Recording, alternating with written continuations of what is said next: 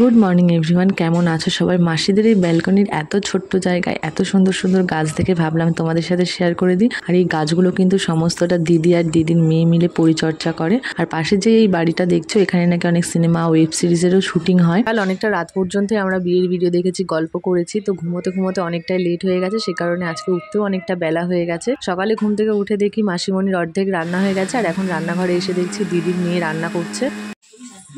মাসির বাড়ি যেগুলো ভিডিও করে ছাড়বে, হ্যাঁ করেছি, তাই করেছি।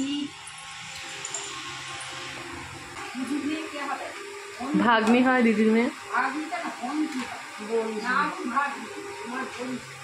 এই দেখো আমার মাসিমণির ফ্ল্যাটের ছোট্ট একটা জায়গায় কত সুন্দর ঠাকুর সাজিয়ে রেখেছে।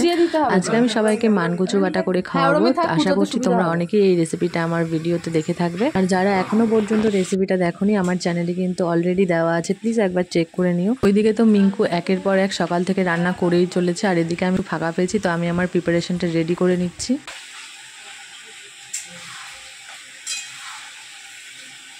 দেখি আজকে ভালো রান্না করতে পারি।